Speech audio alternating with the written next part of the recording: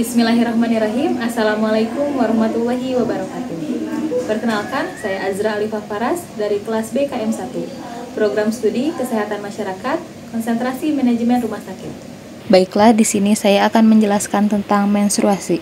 Menstruasi merupakan pendarahan yang terjadi akibat luruhnya dinding sebelah dalam rahim atau endometrium yang banyak mengandung pembuluh darah. Perubahan fisiologis pada tubuh wanita yang terjadi secara berkala. Ovarium histology, ada recruited follicle, selanjutnya ada maturing follicle, lalu ovulation, selanjutnya corpus luteum, dan yang terakhir degenerate cell luteum. Body temperatur pada wanita haid yaitu 36 derajat Celcius sampai 37 derajat Celcius. Hormonnya ada estradiol, luteinizing hormone, progesteron, follicis stimulating hormone, follicular pulse, menstruation, luteal pulse. Siklus menstruasi terbagi menjadi dua siklus. Yang pertama, ovarium dan endometrium. Ovarium fase folikular dan fase luteal pada hari pertama. Selanjutnya, endometrium, proliferasi, sekrasi, dan menstruasi. Selanjutnya ada menstrual cycle atau siklus menstruasi. Fase menstruasi atau haid, di dalam minggu ini, tubuh kita atau wanita mengalami menstruasi, yaitu pelepasan lapisan rahim yang dibentuk untuk mempersiapkan kehamilan dan luruh bersama darah yang keluar dari vagina pada hari pertama sampai hari ke-7. Lalu, pada hari ke-8 sampai hari ke-12, fase folikular atau persiapan ovulasi. Berbeda dari fase pertama, tubuh wanita menjadi lebih energi karena meningkatnya hormon estrogen dan testosteron. Lalu muncul hormon follicle stimulating yang akan menstimulasi rahim untuk memproduksi sel telur di tuba Fallopi.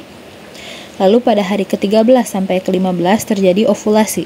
Fase ovulasi, telur yang sudah selesai diproduksi dan matang akan keluar dari tuba Fallopi menuju ke arah rahim, bersiap untuk dibuahi sperma melalui aktivitas seksual pada saat masa subur. Lalu pada hari ke-16 sampai hari ke-28, fase sekretori atau fase akhir siklus uterus dan terjadi bersamaan dengan fase luteal siklus ovarium. Setelah tubuh wanita melewati fase ovulasi, mulailah hormon progesteron meningkat, dan hal ini membantu penebalan lapisan rahim sebagai tempat pembuatan embrio dari sel telur yang berhasil dibuahi. Selanjutnya ada fase kehamilan. Pada minggu ketiga, sel telur yang telah dibuahi akan mulai berkembang dan membentuk kantong yang berisi embrio dan plasenta.